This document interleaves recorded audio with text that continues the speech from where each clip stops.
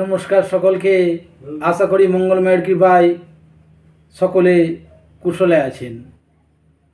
আমরা যখন দেবতার উদ্দেশ্যে পুষ্প প্রদান করি, এই প্রদানের সময় বিভিন্নজন বিভিন্নভাবে পুষ্প প্রদান করে থাকেন।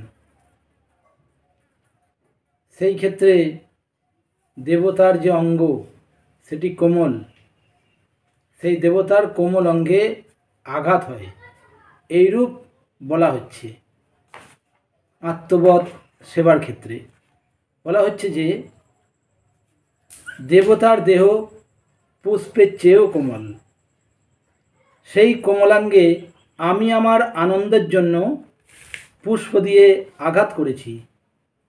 সেই পুষ্পাঘাতে আমার অজ্ঞাতেই দেবদেহে বেদনা বা যন্ত্রণার সৃষ্টি হয়েছে। আরতির উদ্দেশ্য সেই বেদনার অপনোদন। অপনোদন কথার হচ্ছে দূরীকরণ, অর্থাৎ যে বেদনা সেই বেদনা দূর করা। এই জন্য প্রথমে বিষমবর্তী দীপমালায়া দেবতার বেদনা কাতর দেহে তাপ প্রদান করার জন্য নিবেদন করা হয়। অর্থাৎ এই যে তাপটি দেওয়া হচ্ছে, দীপমালার যে তাপটি, তাতে ওই যে ব্যথা বেদনা হয়েছে তাতে যে প্রলেপ দেওয়া হচ্ছে, এইরূপই ধরা হচ্ছে। তারপরে বলা হচ্ছে, যাতে কল্পনা করলাম যেমন আমাদের দেহে কোথাও ব্যথা হলে সেঁক দিয়ে সেই ব্যথার উপশম বোধ করি, সেই ভাবনা করছি। এটি আরও সুন্দর আছে। শ্রীকৃষ্ণ যখন আসছেন, তখন সন্ধ্যাবেলা যখন ফিরছেন, তখন মা যশোদা ওই প্রদীপ জেলে শ্রীকৃষ্ণকে দেখছেন যে ছেলে ঘরে ফিরেছে এবং তার কোমলাঙ্গে আঘাত হয়েছে, তিনি ওই সেঁক দেওয়ারও ব্যবস্থা করছেন। এইরূপ একটা অতি সুন্দর তথ্য পাওয়া যায়, সেই বিষয়েও বলবো। এই জন্য প্রথমে বিষমবর্তী দীপমালা দেবতার বেদনা কাতর দেহে তাপ প্রদান, এটি হচ্ছে দীপমালা দেওয়ার উদ্দেশ্য, অর্থাৎ তাপ প্রদান। যাতে কল্পনা করলাম যেমন আমাদের দেহে কোথাও ব্যথা হলে সেই দেহ ব্যথার উপশম বোধ করা হয় সেঁক দিয়ে, সেই ভাবনাই আমাদের মূল কাম্য। এরপরে যেটা আসছে, শঙ্খ জলে সেই দেবদেহে জল সিঞ্চন করে শীতলীকরণ করছি। অর্থাৎ যখন শ্রীকৃষ্ণ এসেছেন, তখন ওই যে দীপমালা দেখানো হয়েছে সেঁক দেওয়ার পরে, তারপরে তাকে জল প্রদান দিয়ে সেই জায়গাটা শীতলীকরণ করা হচ্ছে। আমরা আঘাত আনলে আমাদের তো বরফও দেওয়া হয়, দেখা যায়। যদি আঘাত লাগে শরীরে, আমরা বরফও দিই। সেই রূপই বলা হচ্ছে, শীতলীকরণ করছি। ধৌত শুষ্ক বস্ত্র দ্বারা সেই সিঞ্চিত জল মুছে নিচ্ছি। অর্থাৎ যে জল লেগেছিল অঙ্গে, সেই জল আমরা ধৌত বস্ত্রের দ্বারা মুছে নিচ্ছি। এখানে ধৌত বস্ত্র কথাই বলা হয়েছে, এইটি মনে রাখতে হবে। এরপরে চামর, পল্লব অথবা অসত্য পল্লবাদির দ্বারা ব্যজন বা বাতাস করছি, যাতে আঘাতপ্রাপ্ত দেহ উপশমের পর দেবতা শান্তিতে বিশ্রাম করতে পারেন। এখানে পুষ্প প্রদানের ব্যবস্থাটি রয়েছে এবং তারপর তাকে কি করা হচ্ছে, ওই জল দেওয়ার পরে তার যে পরিষ্কার করে দেওয়া হলো বস্ত্র দ্বারা, তারপর পুষ্প দিয়ে তাকে করা হলো, বিছানা দেওয়া হলো যে তুমি শোও, আত্মবৎ সেবার ক্ষেত্রে দেখা যায়। এবং তারপরে সেখানে চামড় দিয়ে ব্যজন করে তাকে ঘুম পাড়িয়ে দেওয়া হচ্ছে।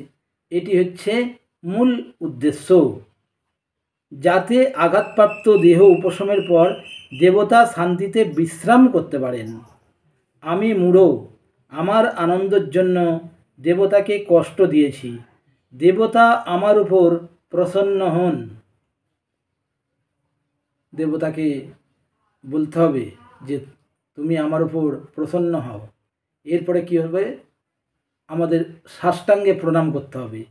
সেই জন্য বলছে, আমার অপরাধ মার্জনা করুন, এই জন্যে দুর্লভ লুণ্ঠিত হয়ে প্রণিপাত করছি।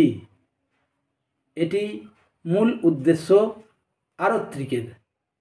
এরপর দেখে নেব আরত্রিকের ক্ষেত্রে আমাদের কোন কোন উপাদান দিয়ে আরত্রিকের কথা বলা হয়েছে, উপাচারটি কি কি লাগবে।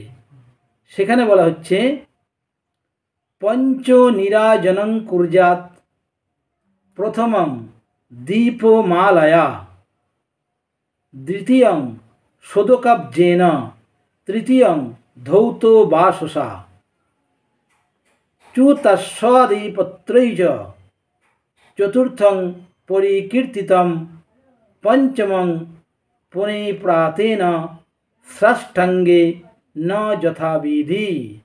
অর্থাৎ এখানে কি বলছে, এক নম্বরে দীপমালা, অর্থাৎ যে আমরা যে পঞ্চপ্রদীপ অনেকে দেয় সেই পঞ্চপ্রদীপ প্রদান, এক নম্বরে দীপমালা।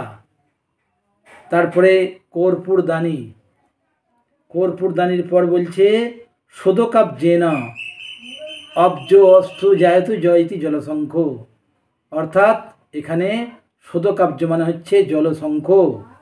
এইখানে বিশেষভাবে মনে রাখতে হবে তন্ত্রাদির ক্ষেত্রে কিন্তু এই জলশঙ্খের ব্যবহারটি নেই, সেখানে তাম্রশঙ্খের ব্যবহার অথবা কুশিতে করে জল দেওয়ার ব্যবস্থাটি রয়েছে।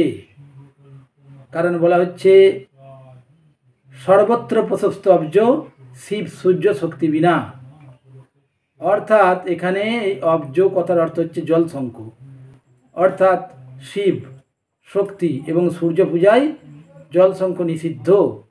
ওই জন্য সেখানে তাম্রশঙ্খ বা যে আমাদের কুশি দ্বারা ওই যে কোষাকুষি রয়েছে জল দেওয়ার ব্যবস্থা।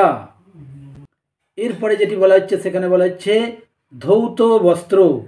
ধৌত বস্ত্র বিশেষভাবে আমাদের দেখা যায় যে শুদ্ধ বস্ত্র যেটাকে বলা হয়, শুদ্ধ কাপড় ইত্যাদির ব্যবস্থা রয়েছে, না পারলে সেখানে গামছার ব্যবস্থাটি আমাদের রয়েছে। গামছার কথা এখানে বলা হচ্ছে, কারণ গামছা দিয়েও আমাদের গাত্র মার্জন করা হয়, গা মোছা, এখান থেকে গামছা। এরপর বলছে দর্পণ, দর্পণের ব্যবস্থাটি রয়েছে। আমি যখন এইটি বলছিলাম তখন দর্পণেরও একটা ব্যবস্থা রয়েছে, তখন দর্পণের ব্যবস্থা রয়েছে। এবং চতুর্থর ক্ষেত্রে পল্লবের কথা বলা হচ্ছে। এখানে পল্লব অর্থে পঞ্চপল্লবের কথা বলা হচ্ছে, আম্র পল্লবের কথা বলা হচ্ছে, বিল্ল পল্লবের কথা বলা হচ্ছে, এবং বিশেষভাবে ফুলের কথা বলা হচ্ছে, পুষ্পের কথাও বলা হচ্ছে। এরপরে চামর আদি,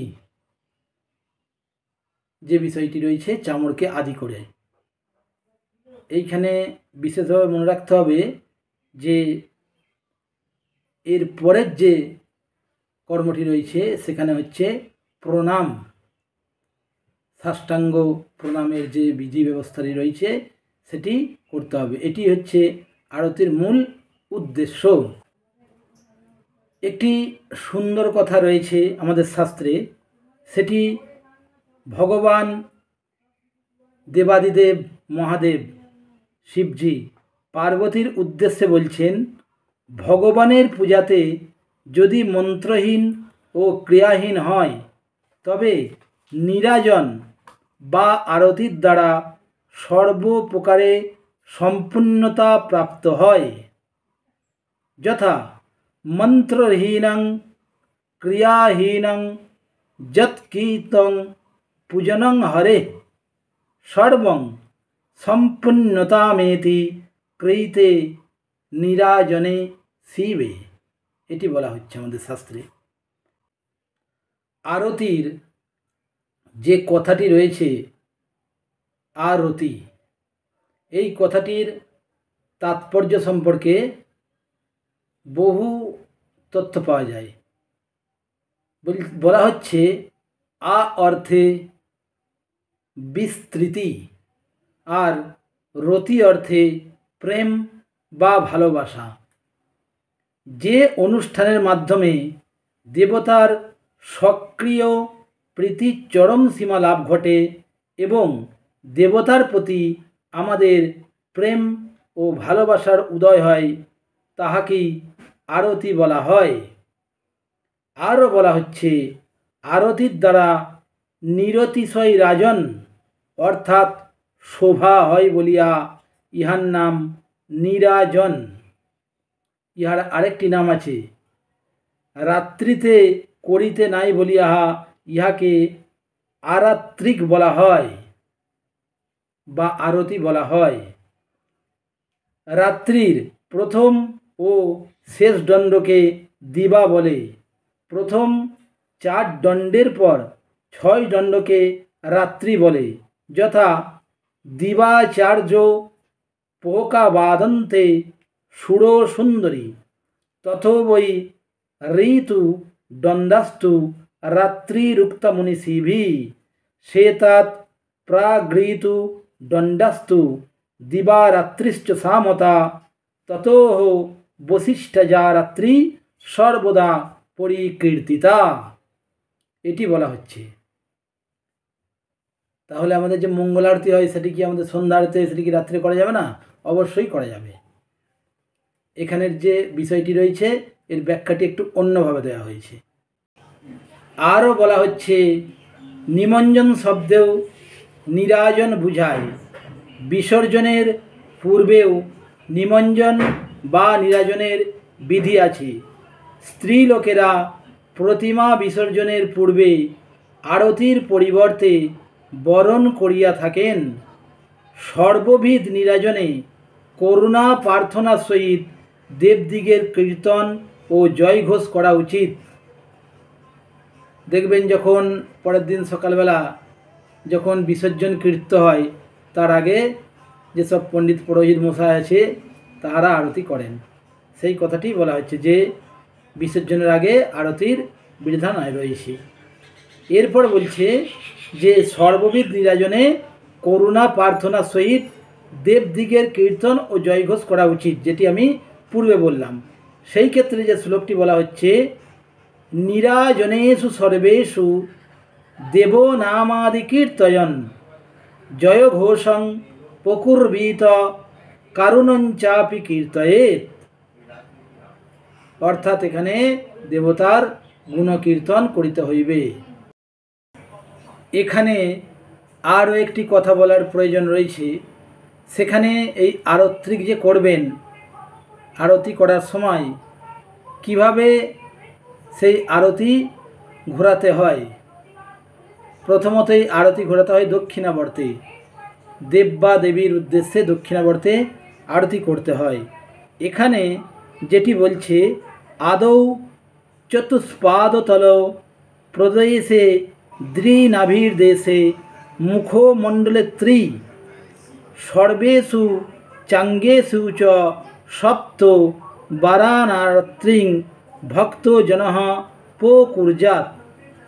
আদৌ চতুষ্পাদতল অর্থাৎ যে পা রয়েছে দেবদেবীর যে পা, সেখানে ওই যে আরতির যে দ্রব্য রয়েছে সেটি 4 বার ঘোরাতে হবে দক্ষিণাবর্তে। 1 2 3 4 তাকে 4 বার ঘোরাতে হবে। এরপরে দ্বিনাভি দেশে, নাভির দেশ অর্থাৎ বক্ষদেশ থেকে নাভিদেশ পর্যন্ত সেখানে 2 বার 1 2। এবার মুখমণ্ডলে ত্রি অর্থাৎ 3 বার 1 2 3 বার ঘোরানোর পর সর্বাঙ্গে সমগ্র অঙ্গে 7 বার 1 2 3 4 5 6 7 এইভাবে আরতির দ্রব্যগুলি ঘোরাতে হবে।